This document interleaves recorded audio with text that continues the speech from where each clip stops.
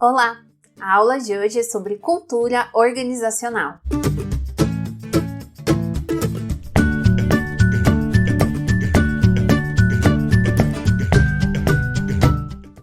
Para começar, vamos pensar em um exemplo. Se a gente tiver duas empresas de um mesmo ramo, numa mesma cidade, que têm o mesmo público-alvo, elas vão ser iguais? Pensa aí. Provavelmente você disse que não, que essas empresas vão ter diferenças. É lógico que a gente tem uma série de coisas que fazem empresas diferentes, mas mesmo duas empresas que têm produtos muito similares, preços muito similares, elas não vão ser exatamente iguais. E um dos pontos que fazem com que as empresas sejam diferentes é a cultura organizacional, que é o tema da nossa aula de hoje. Como que a gente pode entender a cultura organizacional? Tem duas formas diferentes da gente entender a cultura organizacional. A primeira delas é que a organização ela é cultura. Ou seja, a organização é uma manifestação da cultura. É uma dimensão exterior à organização, característica do meio em que ela se encontra. É construída por seus membros em busca de dar sentido às experiências. Aqui a gente tem a organização, a cultura da organização, funcionando como funciona a cultura de um país, por exemplo. A cultura de um país, ela é resultado das manifestações que acontecem naturalmente entre as pessoas. As pessoas vão se comportando, vão encontrando padrões de comportamento e esses padrões se tornam a cultura. Como a gente tem aqui no Brasil, por exemplo, a feijoada como um prato típico.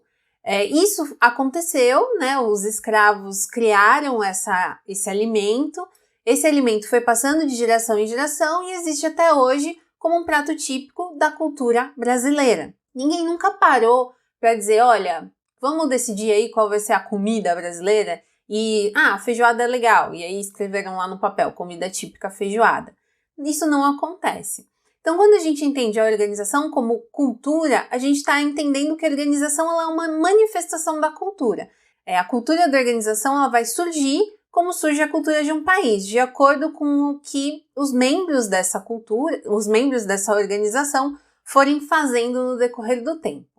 A segunda forma que a gente tem para entender a cultura de uma organização é que a organização ela produz cultura. Como assim? A organização ela produz artefatos culturais, como os mitos, símbolos e rituais que afetam o seu equilíbrio, o seu funcionamento e o seu sucesso. Ela pode ser manipulada, alterada e instrumentalizada. Aqui a gente tem uma forma de entender a cultura que é um pouquinho diferente. Aqui a gente senta assim para definir quais vão ser os elementos da cultura organizacional. Dentro das organizações, esse tipo de entendimento da cultura, ele é o melhor, porque aqui a gente entende que a cultura ela pode ser manipulada, então eu posso sim sentar e estabelecer quais vão ser os padrões de comportamento aceitáveis dentro da minha organização, e não como o outro tópico, esperar que essa forma de se manifestar aconteça. Na verdade, dentro da organização, a gente tem um mix dessas duas coisas. Um pouco da cultura vem dos seus membros e um pouco, e a grande parte é produzida pela própria organização. Aqui a gente consegue entender bem como isso acontece, né? Quando a gente fala que a organização ela produz cultura, então a gente tem ali, num primeiro momento, a cultura sendo planejada pelos seus fundadores. Então a pessoa que cria a empresa, o seu dono, o seu fundador, ele vai lá estabelecer quais vão ser os elementos culturais daquela organização, quais vão ser os valores, qual vai ser sua missão, como as coisas vão funcionar ali dentro. Depois disso, para que essa cultura se reproduza naturalmente, eu preciso contratar pessoas que estejam alinhadas com essa cultura organizacional. Então eu vou selecionar no mercado de trabalho pessoas que estejam condizentes com a cultura dessa organização. E isso vai ser feito durante toda a vida dessa organização. Muitas vezes a gente vai para uma empresa para fazer uma entrevista, por exemplo, e a gente não consegue um emprego, apesar de ter tido uma entrevista super legal e estar super dentro do que a empresa estava procurando. Muitas vezes a empresa não identifica naquela pessoa que foi fazer a entrevista os valores parecidos com os da empresa. E isso vai acabar gerando conflito. Vou dar um exemplo. Eu tenho uma pessoa super competitiva em uma empresa que tem como valor a colaboração. Isso vai criar ali um conflito de interesses, porque enquanto essa pessoa quer competir, a empresa quer que todos colaborem. Essa mudança de comportamento, ela é mais difícil. É difícil a gente pegar uma pessoa que tem um comportamento X e transformar ela para um comportamento Y. É mais fácil a gente procurar pessoas que já estejam ali com um comportamento alinhado com o que a nossa empresa precisa.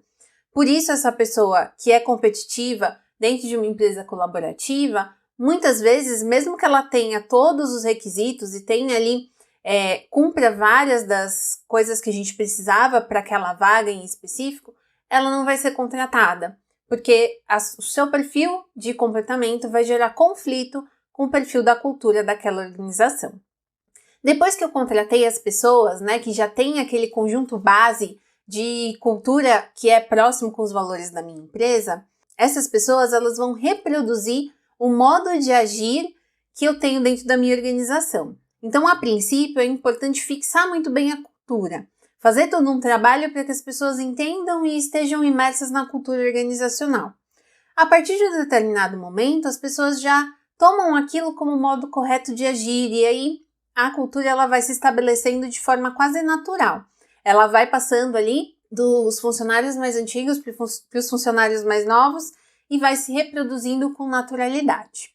É lógico que o trabalho de contratar pessoas que estão alinhadas aos principais valores da organização é um cuidado que a gente vai ter para sempre. E por último, a cultura ela vai se desenvolver a partir do envolvimento e da aprendizagem dos grupos e dos indivíduos. Como a gente já falou, as pessoas vão aprendendo a agir de acordo com a cultura organizacional e vão, aos poucos, realizando as ações de forma natural, sem perceber ali que estão reproduzindo a cultura da empresa. Hoje, isso é um fator muito importante. A gente tem diversos estudos e diversas empresas que se preocupam cada vez mais com a cultura organizacional.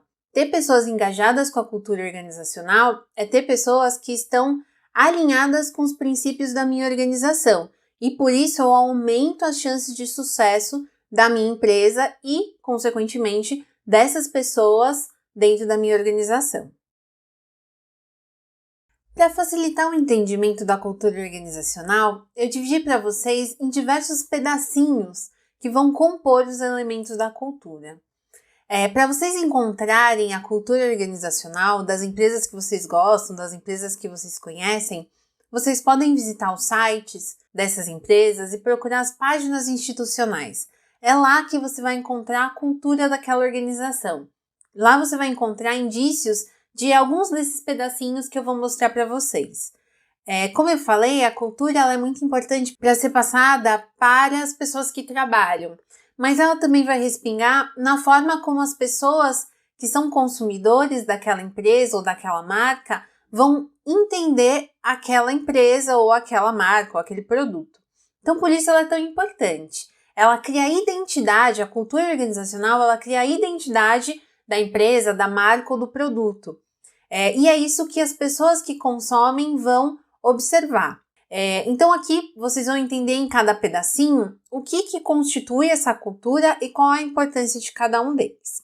A gente começa aqui com os valores. Provavelmente vocês já ouviram falar em valores. Os valores são os guias para o comportamento organizacional do dia a dia. Eles vão indicar questões prioritárias, quais informações são mais relevantes nas tomadas de decisão, quais as categorias profissionais que são mais respeitadas. Os slogans, em geral, transmitem esses valores. Quando a gente fala em valores, a gente fala, por exemplo, em coisas como honestidade, transparência, clientes em primeiro lugar. Tudo isso são valores, são comportamentos que vão guiar a ação daquela organização todos os dias. As crenças e os pressupostos são um outro elemento da cultura organizacional. Tudo que é tido como verdade na organização, não discutida e não questionada, é entendida como uma crença ou um pressuposto. Eles fazem com que a cultura estabilize os ambientes e reduza angústias diante das incertezas. E um exemplo aqui, simples para vocês entenderem, é o é na escola que se aprende. Isso é uma crença.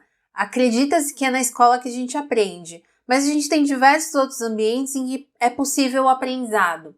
Então, ela não é uma verdade absoluta, mas é uma crença. Dentro da organização, a gente tem alguns comportamentos que vão se reproduzindo como crenças, coisas que não são mais discutidas. Elas são assim e pronto.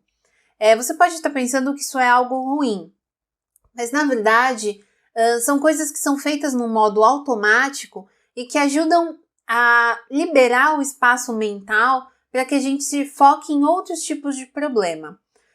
Um exemplo simples para a gente entender, que não está dentro da organização, mas vai ajudar, é escovar os dentes. Hoje a gente simplesmente pega a escova e escova os dentes. Ninguém para pensar, ou normalmente a gente não para pensar, quanto tempo você vai gastar em cada um dos dentes, em cada lado da boca, enfim. A não ser que a gente tenha algum problema. Então surgiu uma cárie, ou você foi ao dentista e ele te falou que você não está fazendo aquilo muito bem. A mesma coisa acontece dentro da organização. Algumas coisas elas vão se reproduzindo e se tornam naturais até que elas não funcionem mais. Um exemplo é as vestimentas. Muitas empresas elas não têm um código de vestimenta estrito, né? Não tem lá uma norma escrita do que se deve vestir, mas as pessoas acabam adotando um determinado padrão. E há uma crença de que é assim que se deve vestir. Tá? Esse é um exemplo aí de crença ou pressuposto. Outro elemento da cultura organizacional são os ritos, rituais e cerimônias. Eles são atividades planejadas que vão manifestar o lado concreto da cultura organizacional.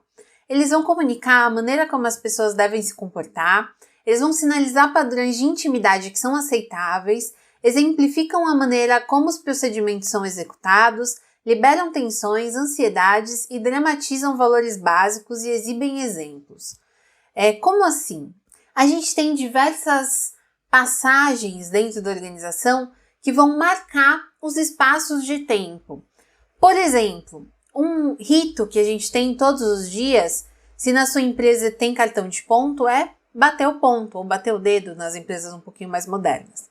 Isso é um ritual. A gente faz diariamente para marcar a nossa entrada dentro da organização e separar o espaço da vida pessoal e o espaço da vida de trabalho. A partir daquele momento você está trabalhando e começa ali sua jornada de trabalho.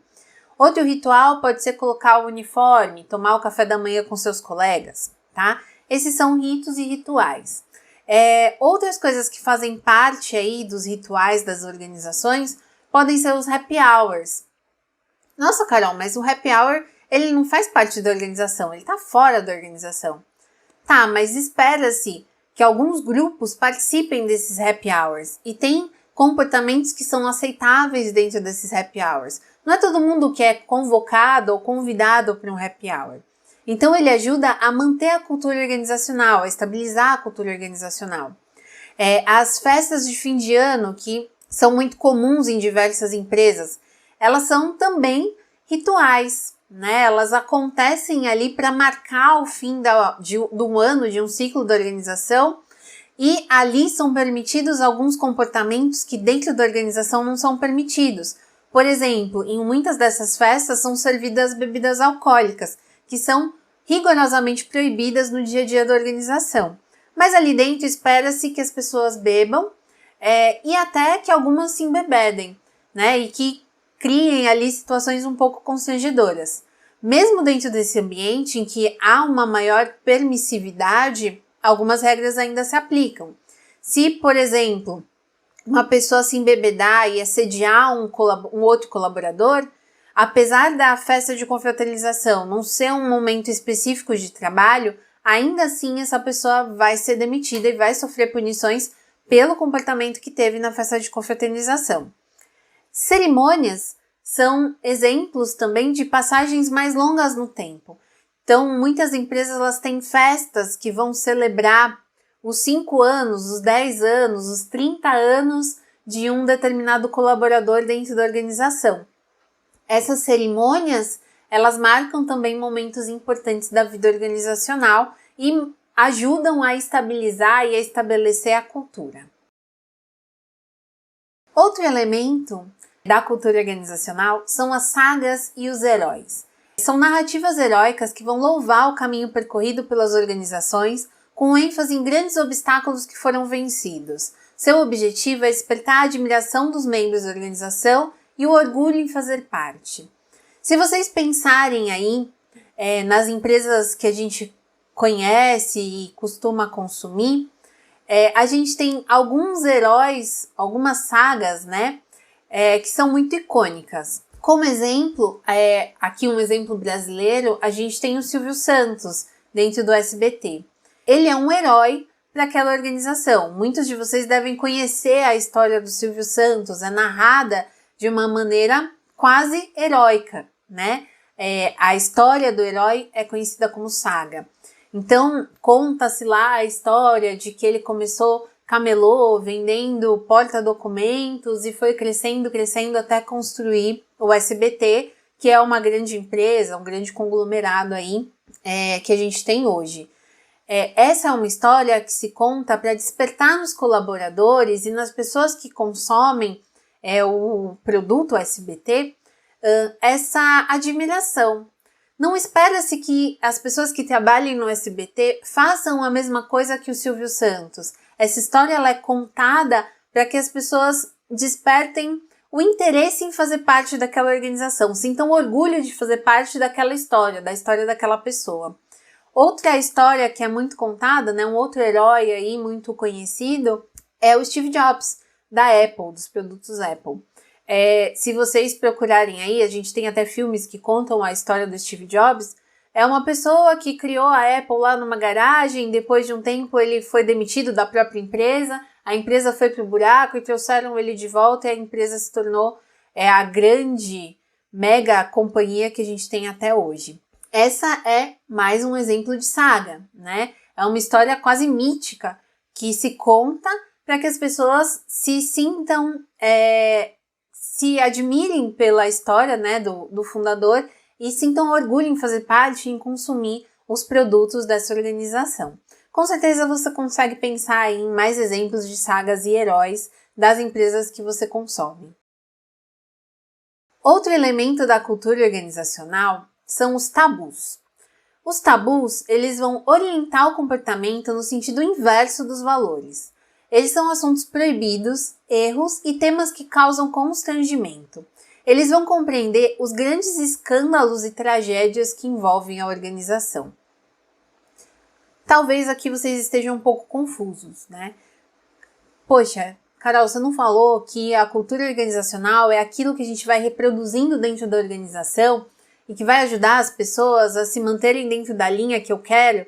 E aqui você está falando de erros e assuntos proibidos? Pois é, a gente tem algumas coisas que acontecem dentro das organizações que vão contra a cultura, contra os valores organizacionais. Esses erros, né, essas coisas que acontecem são os tabus. E certamente os tabus eles não vão estar lá na página organizacional, não vão estar estampados na página institucional da empresa. Os tabus a gente vai encontrar nos jornais, nas mídias, nas redes sociais, as pessoas que reclamam que compraram algo na internet e o produto não chegou. Quando ocorre algum acidente, uma pessoa morre dentro de uma fábrica e isso vira notícia, tudo isso são tabus. São coisas que a empresa não quer que vazem porque ela vai contra a cultura organizacional e mancha a cultura organizacional. Hoje isso é particularmente importante porque as redes sociais e a internet fazem com que esses tabus eles se propaguem com uma velocidade muito grande. Então, muitas empresas têm pessoas especializadas para procurar nas redes sociais esses tabus, esses problemas e tirar da frente para que as pessoas, quando procurem, por exemplo, a marca delas dentro de um mecanismo de busca, encontrem notícias positivas e não notícias negativas que vão manchar a cultura e a imagem da organização.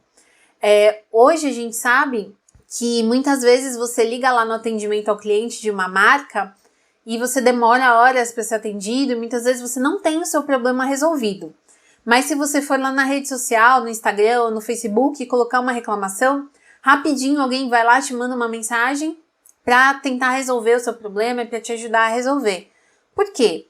Quando você liga no atendimento ao cliente, você está falando diretamente com a empresa e aquela conversa é privada, é você e a empresa. Quando você posta isso na rede social, isso tem um poder muito maior de manchar a imagem da organização. Ali, a sua reclamação, ela tem a visibilidade não só da empresa, mas de outros consumidores que podem estar pensando em consumir aquele produto. E a partir da sua reclamação, podem acabar mudando de ideia. Então, é interessante para a empresa tirar aquilo da frente, resolver o mais rápido possível para recuperar a imagem da cultura organizacional. Então, os tabus, que são esses erros, são esses problemas que a gente tem que vão contra a cultura organizacional, eles vão estar nessas mídias, nas redes sociais, nos jornais, na internet. Vocês com certeza vão ter vários outros exemplos aí, devem estar pensando em vários outros exemplos de empresas que cometeram grandes gafes e isso comprometeu, inclusive, o seu rendimento, né? A gente tem aí, na situação de pandemia, por exemplo, empresas que se posicionaram de forma contrária às medidas tomadas para controlar o avanço da pandemia e que hoje estão sofrendo boicotes de pessoas que acreditaram que aquela não era a atitude correta a tomar. Isso se torna um tabu dentro da organização, né? Uma atitude incorreta, né? Tida como incorreta dentro daquele momento e que causou uma mancha aí na cultura organizacional, na imagem da organização e comprometeu o seu rendimento dali para frente.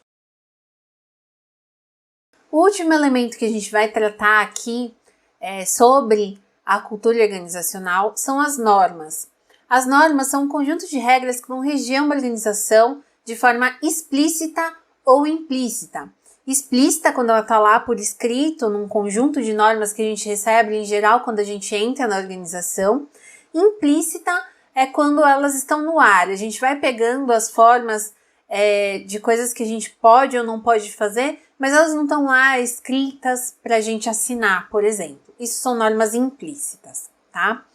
As normas, elas vão dizer respeito aos procedimentos ou comportamentos que são considerados padrão ou regra para a maioria das situações organizacionais. Essas normas, em geral, elas podem vir como código de conduta ou código de integridade, se elas são explícitas, né? Então, elas se formam num documento que vão dizer o que você pode e o que você não pode fazer. Quando você fere essas normas, em geral você sofre algum tipo de punição institucional. Pode ser uma advertência, uma suspensão e até mesmo o fim do seu contrato de trabalho, né? A rescisão do contrato de trabalho. As normas, elas vão sempre de encontro à cultura organizacional, aos valores que foram estabelecidos, aos ritos e rituais que são permitidos e aos comportamentos que são tolerados dentro da organização. Então, essas normas, elas ajudam as pessoas a se manterem dentro do que a gente espera da cultura organizacional. Esse barulhinho que vocês estão ouvindo é chuva. A gente liga a câmera e a chuva começa. É isso. Bom, esses foram os principais elementos da cultura organizacional. Espero que vocês tenham conseguido entender um pouquinho da importância da cultura organizacional para as organizações. Espero vocês na próxima aula. Até lá!